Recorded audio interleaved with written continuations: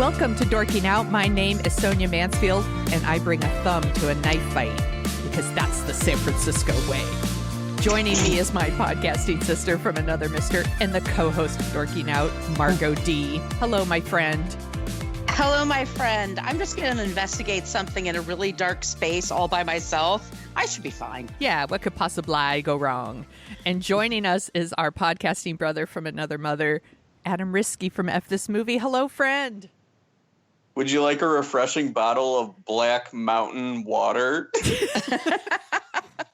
Refreshing. Black Mountain is the worst name for a water company ever. I want my water from the Black Mountain, please. It does not sound refreshing. It's like calling your streaming service Paramount Piss.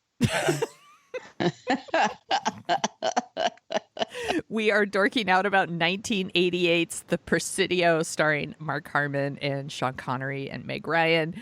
And we're doing this in honor of F This Movie Fest, which is on March 6th, where they are watching, is it 5? 1, 2, 3, 4, 5, 6 movies from 1988. Yeah. Adam, do you want to tell everybody about F This Movie Fest?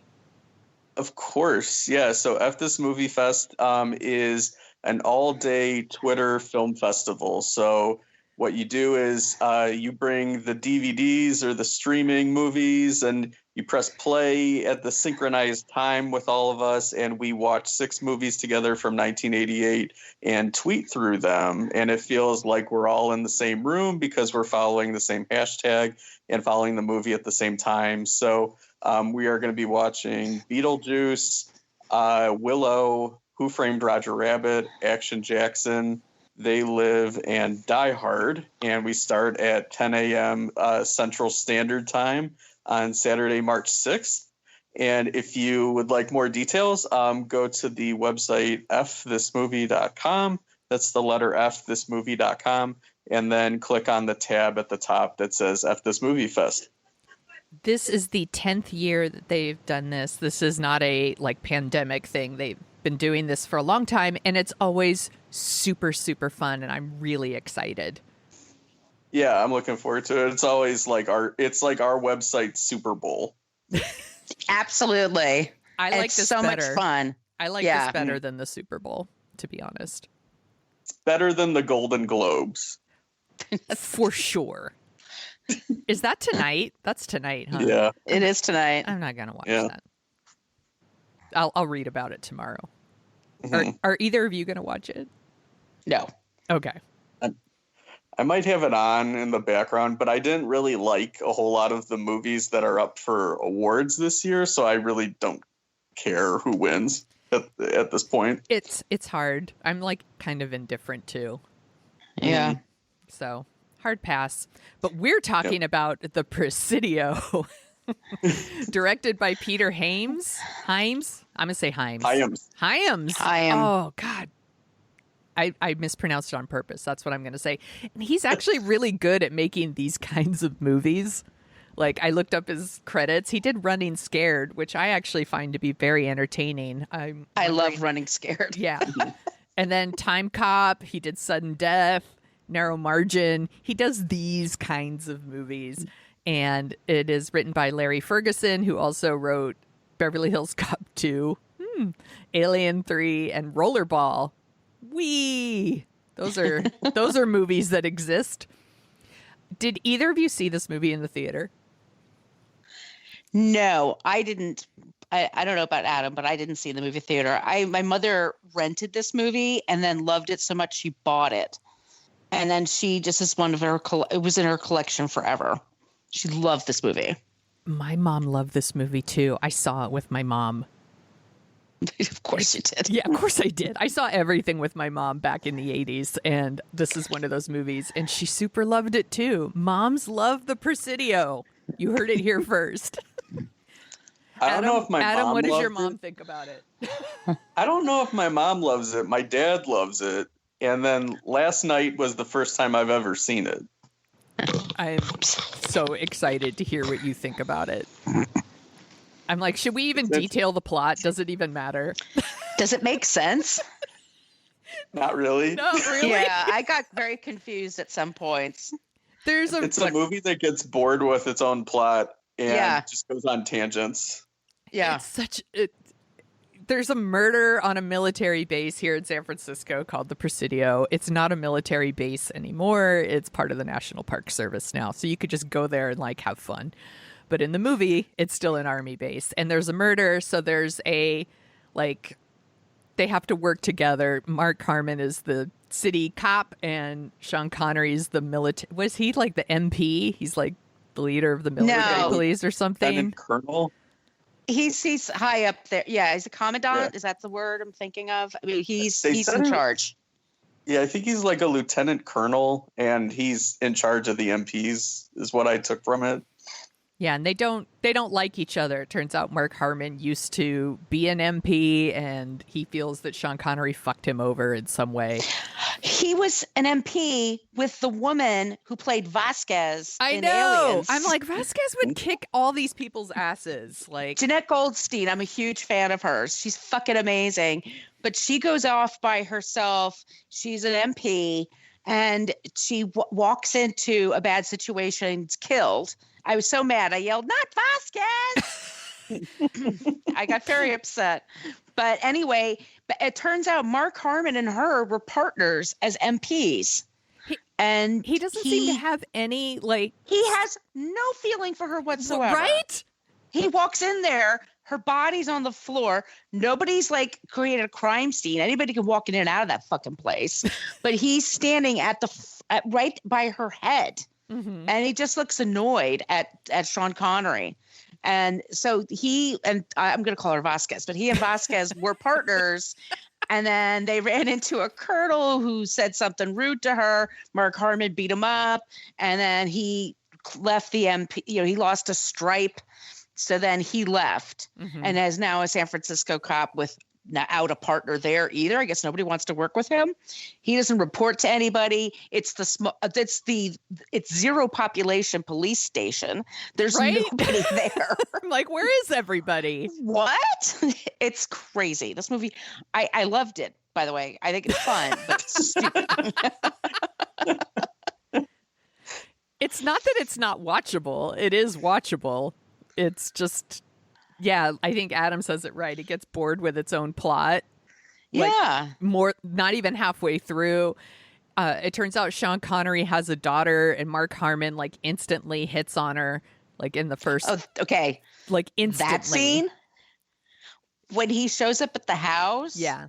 And she opens the door, and immediately she's like, "Hey," and he's like, "Hey." To be fair, he is Mark Harmon. Look, they're both great looking people, but I'm like, oh, the thing is they already know each other because he already had a problem with her dad. Right. No, that's their first time meeting. And I'm like, the dialogue is so so silly. It's so silly. Can I mention a line in particular? Oh, please. She's pouring coffee for him, and then she says to him, "Is it hard?" And he's like, what's hard? And she's being a police officer, of course. It's in real life, somebody would just say, "Is being a police officer hard?" Right. They wouldn't set it up to have it be a double entendre, but I don't know. Yeah, they just jump into it. It's the fact that they're making love on top of his car, not even after their first dinner together, really says something. So I don't know. Meg Ryan in this movie reminds me of the gif of the little girl spinning out in a toy car that says "Wild Child." I love Meg Ryan. I really do. I don't know if I buy her as a troubled as a troubled woman with daddy issues. It's a problematic part. I mean, it's not very well. With all they keep saying about her is that she's home from school, and I'm like, well, college, graduate school. Yeah. What is her deal? Does she have a job? Does she do anything? Because if she doesn't, then her dad can kind of boss her around. I mean, she just doesn't add much. But no, the whole thing is that her dad doesn't like Mark Harmon, so of course she goes out with him. He gives her a daddy card. total daddy issues, but he gives a card. He's a cop. He gives her a card with his address and his phone number on it, which is what murder cops really want. That's, they want that information. But you're right. She drives like a maniac. He follows her. This is all the foreplay. And then they're on the car, and then they're going up the stairs, which is giving me agita because they're going to fall down those stairs. Where are those stairs, Sonia? I'm going to say, like, he's not Pacific Heights. I'm trying to think of, like, what neighborhood that is. Because I recognize the Embarcadero. I recognize Market Street and Chinatown. This movie is all over the place, and it makes it look like all of these places are right next to each other, and they're not. Right. They're all over the city. She's driving like a crazy person through the city. There's no other cars on the road. That is not a thing. It takes forever to get from one side of the city to the other, even though it's a small city. It's only 7x7, but like there's so many cars. There's no way she could just drive that way through San Francisco. And also every car chase is compared to Bullet. Yes. And not favorably. And I appreciate that they're trying to do these car chases at night to like make it different, but it's not working. Well, we have a Mark Harmon chase on cars, like where he runs on top of all the cars in Chinatown. I did like in that scene that he's running up on an incline up the street, because the one time that I was in San Francisco, I was like, oh, I'll just walk to the Castro Theater from where I'm at. Oh, yeah. And I was just like, oh my God, walking in San Francisco is so difficult. It's so difficult. There's hills everywhere. It's walkable in that it's beautiful, but there's a lot of hills. It's really tough. I definitely don't want to gloss over the fact that he carries her up the like she drives like a wild child. They start making out on his car. She rips open his shirt, and I'm like, she ruined his shirt. Yeah, he drops his gun and his badge. And instead of like, what a human would do, which is, first of all, probably not be carrying her up the stairs, but like saying, hold on, I dropped my gun. This is super important and dangerous. He's like still like trying to carry her and pick up the gun and the badge. And that's an extra like 2 more flights. Then they get into his apartment. I'm like, he's fucking exhausted. He has to be. He hurt his back. Yes, that's like CrossFit training or something that he just did. And then, but immediately so there's long sex scenes, but then you don't really care.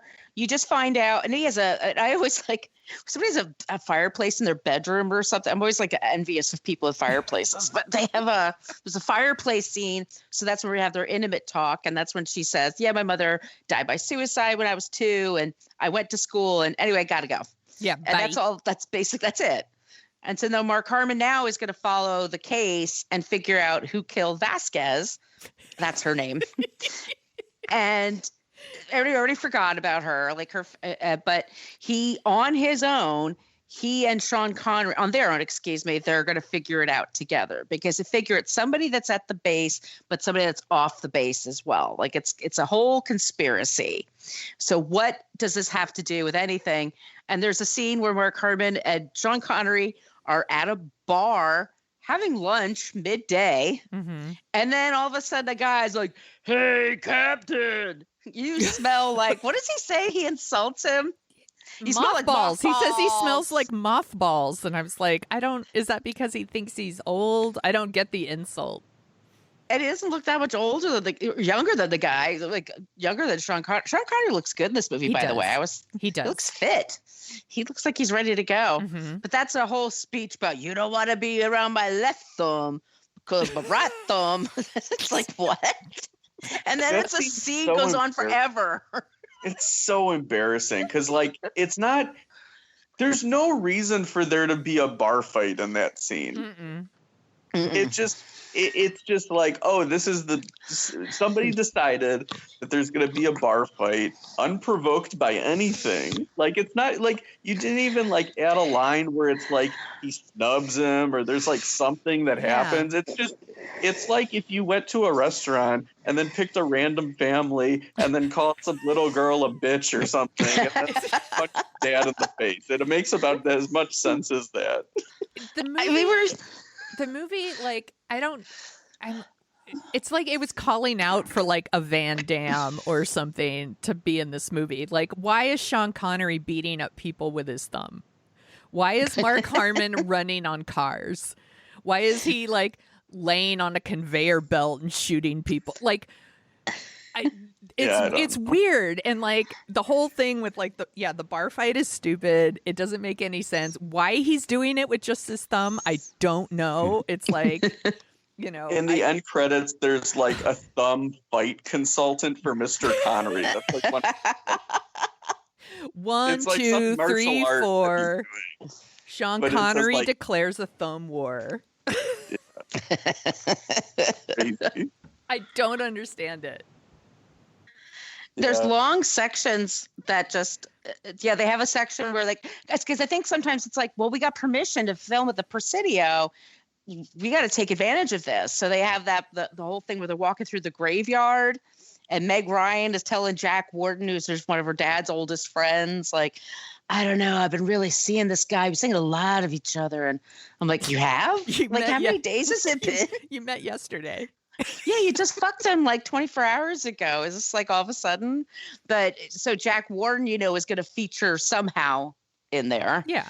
Which he does. And then is it David Blum? He's in the movie. Is that his name?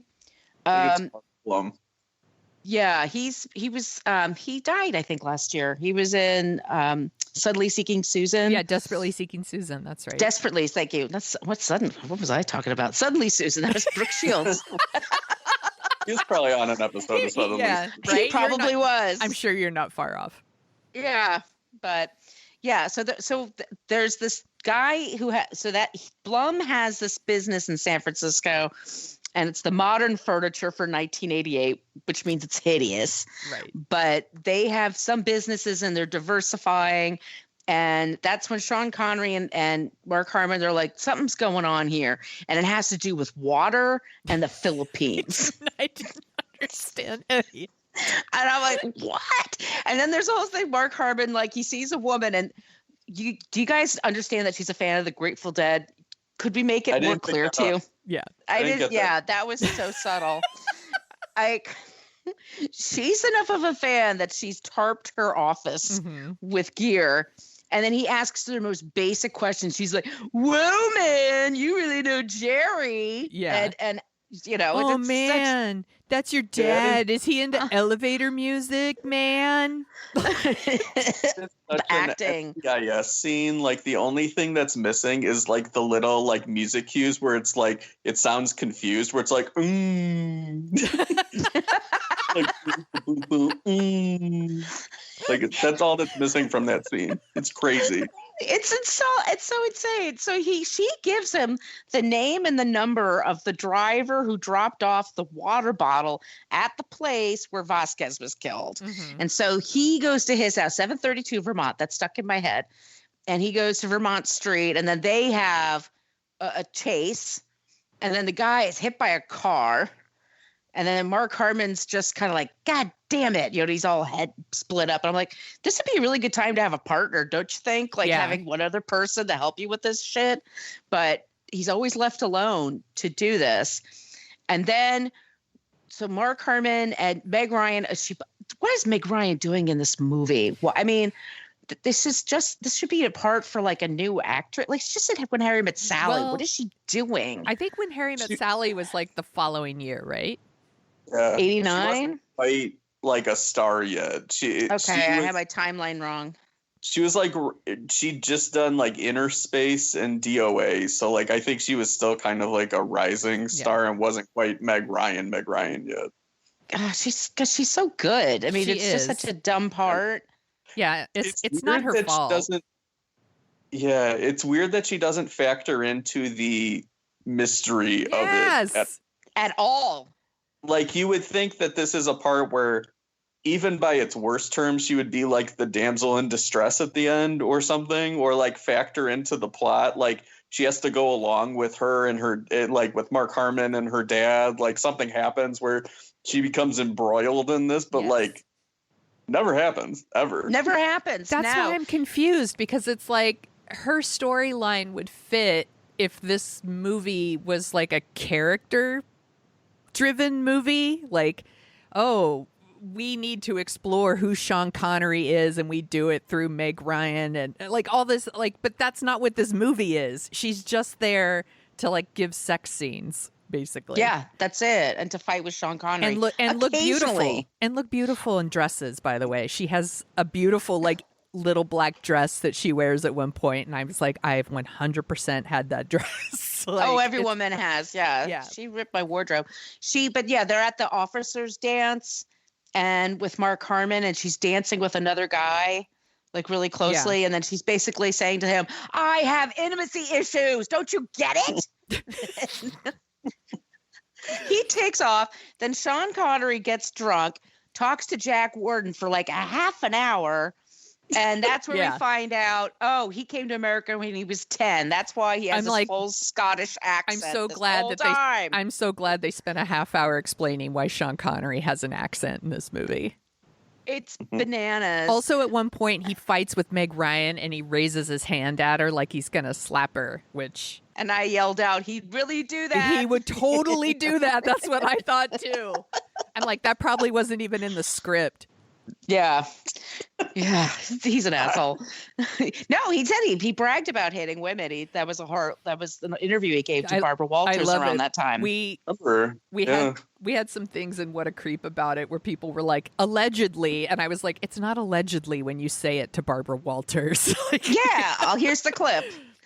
Yeah, there you go. So anyway, then Meg Ryan then goes back to Mark Harmon's apartment to apologize to him for her issues, which we're supposed to care about. And she loves him. And she loves him. And then we find out, so Mark Harmon and Sean Connery go back to the Blum office, and that's when they figure some shit's going down. It's got something to do with the water in the Philippines, right? And so Jack is there. Who's his last name? Sorry, Jack Warden. Warden. I want to say Warden. It's Warden. He has regrets. He's the one that brings the water bottle to the Presidio. It's his connection. And it turns out the water bottles are full of diamonds, I tell you. I like the idea of maybe the tagline for this movie is like the Presidio. It's something about water and the Philippines. So then Jack Warden and they're all having a shootout where the water bottle plant is. And Jack Warden at one point sees a gun and he knows if I run for that gun, they're going to shoot the shit out of me. But it's my time. And he just runs. He's like, the script tells me I need to do this. Yes, and there's a great sequence where Mark Harmon is going up a conveyor belt. Boom, boom, boom. He's shooting as he's going up there. This movie's so silly. It's so silly. It is so ridiculous. I never understand the stuff with the water and the diamonds in the Philippines. It does not click for me. It didn't click for me even like at the very beginning when he's like investigating Vasquez's murder and there's like a plant that's been watered and another one hasn't, and that he would notice it and he like sticks his hand in the plant and like licks it. And then he's like, who watered this plant? Or what? Like, I'm like, what is happening? Yeah, it doesn't make a whole lot of sense. Because like if they're shipping diamonds from the Philippines and hiding it in the water, and like two of them are hiding out in like some dark office doing something with the inventory, and then Vasquez shows up, like all they have to do is be like, oh, we were stealing water or something. Yeah. Then they would go to jail for like a week, and then they would be free to like do whatever diamond stuff they want to do again. Like, they probably wouldn't even go to jail at all. She'd be like, don't steal the water and send him on his way. It's ridiculous. Yeah. Yeah. So then they could say they were like water diviners or something stupid. No, you just do that thing. You just kind of go, wait a minute, I'm not in my office. What the hell? That's right. This isn't my play office. It off as stupid. Yeah. I'm sleepwalking, I guess. It's like, there's definitely not diamonds in this water. Yes. And those are not diamonds, because I know somebody that works in the diamond business. Like, that's glass y'all are looking at. He has a friend in the diamond business. I do. I have a friend in the diamond. So I yell down, like, that's glass. Boo. Like, just bad, like, products. Stuff. Like, oh, anyway. So this is funny. So then Sean Connery says to Mark Harmon, I want to give Jack Warden a proper funeral. He deserves that. Can you give me 48 hours? Which is a lot of fucking time. Yeah. But Mark Harmon says, yeah, sure. Who cares about justice for Vasquez? Who cares about justice and the fact that they just murdered a bunch of people? And people will be like, that's cool. Just sit on the report. Including my old partner. Yeah, Patty Joe. That was her name. So it's so they do. And then Sean Connery gives this long speech at the funeral. And they buried Jack Warden. That speech was ridiculous. Well, I don't understand in the middle, like this, they almost like are tipping off that they're bored, like the filmmakers. In the middle of the speech, they do like this crazy like wide angle shot from like way far away, and they cut back to Sean Connery like a close up. So it's like close up, wide, like crazy wide shot, like an establishing shot, then close up again. And they do that a lot in this movie, where it's like, you should have like a 2-shot or like a medium shot, but it's like way far away for some reason. I don't get it. It's a very strange movie. It really is. Yeah. So he gives this long speech, is this eulogy. And then as they're walking away, it's Sean Connery, Mark Harmon, and Meg Ryan. And Meg Ryan is holding hands, like with the both of them. We're kind of like, oh, thank God. She's worked out her daddy issues by placing them all on a guy she's just known for 2 weeks. 2 weeks is being kind, by the way. Yes. Like 5 days, maybe. 5 days, maybe. Yeah. And that's it. That's the movie. I know. I enjoyed it, by the way. I mean, I think it's really dumb, but I thought it's very watchable and dumb. It's great locations in San Francisco, and it's like perfect, like Meg Ryan hair. This is true. It is like peak Meg Ryan hair. Wow. It's really like, good. how do you make that happen? Like, is it just naturally curly? Do you use a curling iron? Do you just run your fingers through it? What goes on? And that's a sign of how entertaining this movie is, that Margo spent a lot of time wondering about Meg Ryan's hair. And I spent a lot of time wondering about her wardrobe, including the outfit she's wearing when she first meets Mark Harmon. And I'm like, why is she wearing her suspenders backwards? And she's not wearing a bra. Did y'all notice that? Of course. Why would she wear a bra with her white t-shirt? Come on. She walks kind of funny, too. She does kind of have like a rootin' tootin' like a cowboy kind of walk about her when she goes. You know what I mean? Kind of like wide foot shuffle. She'll be a Huckleberry cowboy thing. Like, when Mark Harmon drops his gun on the stairs, why didn't he just pick it up and start shooting in the air? That would make a better. That'll impress her. Yeah. That probably would impress her. That would impress her, because she's crazy. She's out of control. Mm-hmm. I just don't. It's not that Meg Ryan's not a good actress. She really is, and she's great. The role is so problematic that at no point do I actually buy her as this wild child, as Adam said, spinning out her car. Also, super San Francisco thing to point out: they also find parking right in front of everywhere they go. Okay, that was another thing for me that made me crazy, because that's like everybody knows in San Francisco, you drive around for hours and hours to find a parking space. You'll never find a parking spot. You never find a parking spot. It's just doesn't happen. I also wanted to mention the Presidio is really beautiful, and now it is not a military base, but it's Lucasfilm is there now. So there's like, there's like statues of like Yoda all around and R2-D2, and the Disney Family Museum is there. So it's pretty different now, but they a lot of those buildings are still standing, but it's all about like the beach and Lucasfilm. Do you think they gave Jack Warden's Medal of Honor to Yoda? he deserves it. Yeah. I hope they did. What about that scene in the museum with the kids? What's Vietnam? That's a terrible teacher. It's like, doesn't the kid say something like, didn't we kick ass or something? Yes. That's so 80s. Just like,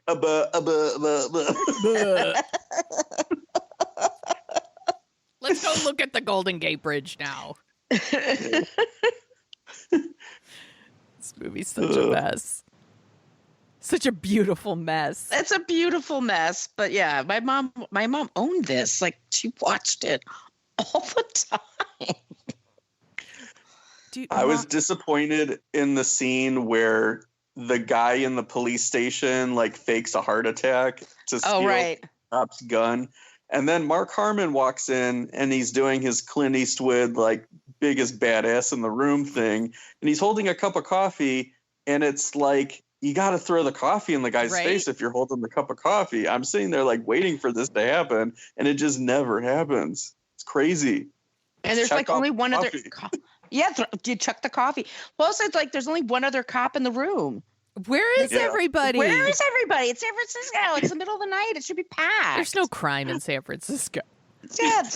There's only like 3 cops. Yeah. I like that cop like subdues the guy and then he's like picks up the phone. He's like, oh my God, help me. He calls 911. Well, what about like before that?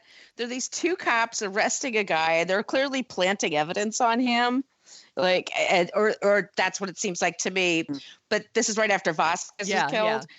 And so they chain him to the car. They handcuff him to the car. And he's like, I don't think this is legal. They're like, yeah, and they jump into the car and chase that car. And then they crash. So like, I'm like, what happened to that guy that was like chained up back there?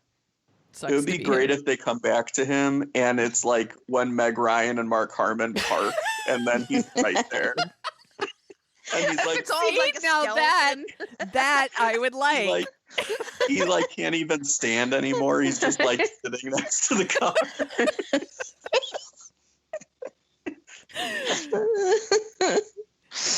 Oh, that God. would be such a good little touch. I wish that was a thing. Yeah. I'm like, what else about this crazy movie? I was trying to see my notes. I'm going through my notes too, just to make sure. I think Mark Harmon is pretty good in it. Like, I think his character is ridiculous, but I don't know why didn't he become a movie star? He did quite a few movies in the 80s, and then he went the TV route and he made so much money. He got married and had kids. I don't think he wanted to be a movie star. You know, I think it's just some people they're so good on TV, but they're not movie stars. You know, and it's not that he's not good in this. And like Margo and I did an episode about Summer School, and I think Summer School, another movie that is not technically good, but I super love. And he's really good in that too. But some people are just awesome TV stars. Like I think Margo and I had a conversation before about Jennifer Aniston. I think she's really great on TV. But when I see her in a movie, I'm like, you know, she's just not a movie star to me. I don't know what doesn't translate. And I don't know. There's something about Mark Harmon that he's really good on TV. He's just like better on TV than in movies for me. Did you hear about like who could have played the Sean Connery and Mark Harmon parts? It was sort of interesting. Ooh, tell me. For it though. So it was originally supposed to be Lee Marvin and Jeff Bridges, and then Lee Marvin died, and then Jeff Bridges dropped out. Then it was Sean Connery, and it was supposed to be Sean Connery and Kevin Costner, and Costner dropped out. And Sean Connery apparently was disappointed because he wanted to like reteam with Costner. Yeah. And then it was going to be Connery and Don Johnson, and then he left. And then at the last minute, they replaced him with Mark Harmon. Don Johnson became like a San Francisco legend because they filmed Nash Bridges here. And that show is set in San Francisco with Cheech Marin. And so people in San Francisco love Don Johnson. They love him. I could totally see Costner doing a movie like this back in the day. And I would totally watch that Lee Marvin, Jeff Bridges one. Yeah. They'd have to have the whole scene with Lee Marvin explaining why he came from Scotland, though.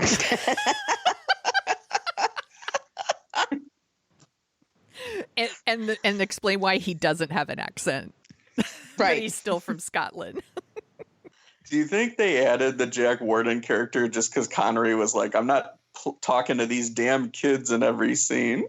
He's like, I don't want to be the oldest one in the movie. Yeah. Absolutely. Who do you think would win in a fight, Matthew Modine from Pacific Heights or Mark Harmon? Ooh, that's good. Harmon, yeah. Yeah, you think so? You think he would run over a whole bunch of cars to get to him? Yeah. I think if you let Modine loose in all of his like spazzy glory from Pacific Heights, then maybe like if he had like a triple espresso and just like flailing He's taller. Yeah, but if it's like a fair, he's got the reach. But if it's just a fair fight, I feel like you got to take Harmon. He's more of an athlete. He was a football player. Yeah. Maybe that's where all the San Francisco cops were. Maybe they were over there busting Matthew Modine in Pacific Heights. Yeah. That must be. What if they established Mark Harmon's character the same way they did Matthew Modine in Married to the Mob, where he just like drops into his pants that are hanging out. And it's just like, that's how you introduce every law enforcement agent in 1988. Like John McClane on the airplane. He like, he has like his t-shirt hanging from the overhead compartments on the plane. I would watch that. Yeah. It would make the movie more interesting, that's for sure. I was missing that. Oh, speaking of interesting, I went into the IMDb trivia and, I love the part where people like click whether or not they found things interesting. This is my favorite one. Are you ready? Yeah. Okay. In this movie, Sean Connery's character's name is Caldwell, and on St. Elmo's Fire, Mark Harmon played Dr. Robert Caldwell. 8 people found this interesting. I think 8's pretty high. Yeah. Yeah. Do you guys want to hear about some of the other movies that came out in June 1988? Sure. Yeah. Okay. Big. Yes. Margo's favorite movie. Funny Farm. It's a good movie. Oh, that's a funny movie. Yeah. Funny Farm is funny. I remember really liking Funny Farm. The Great Outdoors. I like The Great Outdoors. Pretty fun. It's got a bear. It does have a bear. Big Business. I like Big Business. I don't think I've ever seen it. We've got a request for Big Business. We have a listener that really wants us to talk about Big Business, but I don't think I've seen it since the theater. I will put it on the list. Poltergeist 3. Never saw not it. great. I didn't see it. Bull Durham, which I like. Adam, you said you're not. You're like, eh. I actually really don't like Bull Durham. That's so It's weird because I love Costner, but Bull Durham and For Love of the Game I think are trash of his baseball movies. Really? We need to have we don't have to like do a whole episode on Bull Durham, but I would love to talk to you offline about why you don't like Bull Durham because I'm fascinated to hear this. Okay, yeah, I can tell you. Okay. It's we'll talk later. Yeah. The Decline of Western Civilization Part 2, The Metal Years. Yes, I love that movie. I knew Margo was like going to be a fan of this one. It's heavy metal. It's Penelope Spheris. Yeah. And she did one about punk rock, and this is the follow-up. And a couple of people, she actually had a few famous-ish musicians, that did get some fame, but mostly it's filled with people desperate to be famous, to be rock stars in 1988. So it's a lot of hair and spandex, and a lot of her is like, well, what are you going to do if you don't make it? I'm going to make it. But what if you don't? I'm going to make it. Nope. This is it. This is my plan. And it's kind of amazing. And I know I love it. I knew Margo would be a huge fan.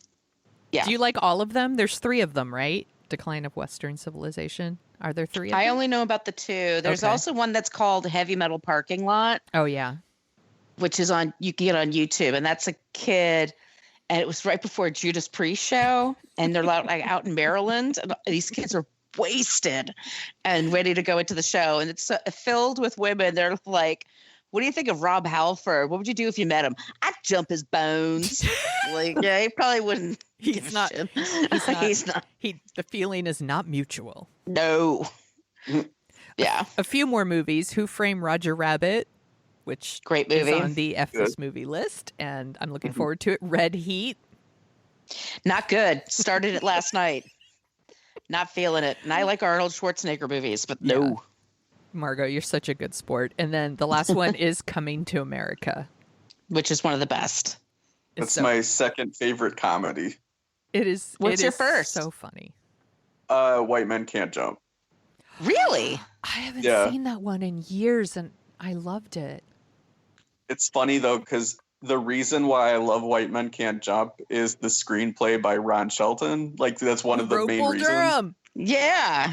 Wrote Bull Durham, and that's the reason I don't like Bull Durham is the screenplay. Interesting. God, this is weird. I don't know. Yeah. Okay. I almost Do you not buy the Susan Sarandon aspect of the movie? I think her character is ridiculous, and I think that's part of the problem. And then also, I have trouble, like, because I'm a huge baseball fan, and I have trouble with movies that stop to talk about, to like preach to the choir about baseball. Like, just do the baseball. Like, I don't need to hear like the philosophizing about it. Do you like The Sandlot? The Sandlot's cute because it's like a specific point of view that like not a lot of movies take, with like kids growing up playing baseball and being like fans of it. Like they're fans of it. They don't like stop and talk about like the poetry and like compare it to Yeats or whatever. Like they don't do that. Right. And that's what Bull Durham is all about. So like I get a gag reflex from movies that kind of just, I don't know, try to equate baseball with like this higher power thing. But Field of Dreams, on the other hand, does that. And I do like Field of Dreams. So I don't know. There's no hard and fast rule, I guess. Right. It's okay. I feel like Bull Durham, I love the baseball stuff. I don't love the part where it's like kind of up its own ass. That's not my favorite part. But I love the baseball stuff. Like I love the stuff with Robert Wall. I love when, you know, the stuff that Kevin Costner's like thinking at the plate. I love his relationship with Tim Robbins. Like I think the Susan Sarandon stuff doesn't age well for me. Like I think back in '88, I really liked Bull Durham. Because I really liked Kevin Costner. And I love the baseball stuff, I think, is my favorite part. But yeah, I don't love it when it gets a little too preachy about baseball.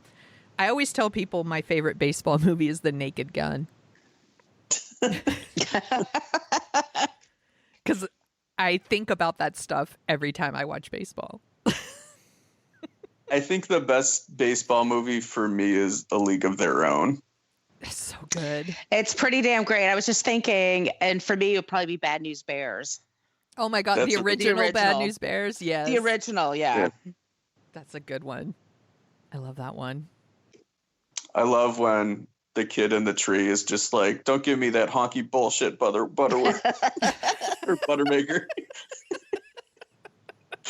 But he's trying to talk him down by telling him about Hank Aaron. He's like, don't give me that honky bullshit. I need to watch Bad News Bears tonight. I'm putting that on the list. We should put that on the list, definitely. We should. It would be a really fun. We could do that when baseball season starts. That'll be our baseball movie. Okay. I'm in. Did you pick songs from '88, Margo? I sure did. You guys, are you ready? I might sing. I'm ready. Okay, so Billy Ocean, Get Out of My Dreams. Get out of my dreams, baby. Love that fucking song. It's ridiculous. Catchy. It is catchy. Joan Jett, I Hate Myself for Loving You. Great song. That's a good one. New Edition, If It Isn't Love. I love New Edition. Bobby Brown, My Prerogative, one of the best of all time. It really is. Another one, Paula Abdul, Straight Up. Good song. I was so into Paula Abdul in 88. We all were. She was amazing. Mm-hmm. And then my favorite from 88, I think it's Guns N' Roses, Sweet Child of Mine. Yeah, that's pretty amazing. It's amazing. That song is, when I first took guitar lessons, I insisted I needed to learn how to play that beginning solo, like the intro to the song. And my teacher looked at my hands. It's just like, it would just break your hand. Oh. Like, he must have like really long fingers or something, but it's, Slash is amazing. I didn't know you took guitar, Margo. Yeah, for years. I'm terrible at it. I learn stuff about you every time. I can't play any musical instruments. I'm jealous. I should try. This was super fun. I'm so glad we talked about the Presidio. And I'm glad I finally watched it. Yeah. Yeah. It was fun. It was super fun. Where can people find you on the internet, Adam? So I write and do podcasts every now and then for F This Movie, which is the letter F thismovie.com. And I'm at Risky Adam on Twitter. And Adam's stuff on F This Movie is so great. I always love reading Adam's stuff. It's my favorite. And Adam's the best on F This Movie. Like, everyone's great on the show. Yeah. But Adam is special. He's really funny. You two are the best. Thank you so much for saying that. You're the best around. Margo, where can people find you? You could find me at Brooklyn Fitchick for Twitter and Instagram, and my blog is brooklynfitchick.com. And if you like the sound of our voices, and who wouldn't, we also host a podcast called What a Creep, where we talk about creeps every week, and then we end an episode with someone who's not a creep. We have a private Facebook group if you want to go there, and we talk about dorking out in there as well. So just go to Facebook if you're on there and type in What a Creep podcast and ask to join. It's a private group, so if you look like someone who'll storm the Capitol, we won't let you in. But if you look like a normal person, we will let you in. And you can find me at thesoniashow.com and The Sonia Show on Twitter and Instagram. And you can find Dorking Out wherever you listen to your podcasts. You're listening right now. And if you want some stickers, you can email us at dorkingoutshow@gmail.com. And Margo will send you some of our new stickers. We have new stickers. They look so good. And if you want to give us a review on Apple Podcasts, it would be amazing. It helps us find our people. This was super fun. I'm so glad we talked about the Presidio. Now I'm going to declare a thumb war.